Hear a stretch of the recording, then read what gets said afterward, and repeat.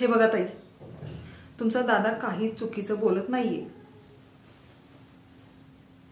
आणि घरात एखादा माणूस वाढला तर त्रास होणार नाही का? तुम्हाला काय जाते मोठेपणा करायला?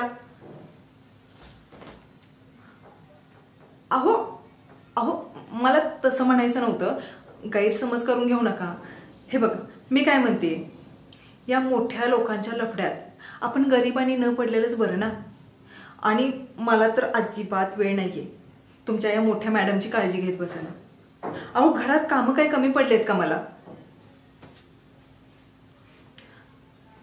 आणि मी काय म्हणतेय, एवढ्या मोठ्या घरची बाई आणि हे असं नोकर माणसांच्या घरी फुकट राहायला लाज कशी काय वाटत नाही हिला?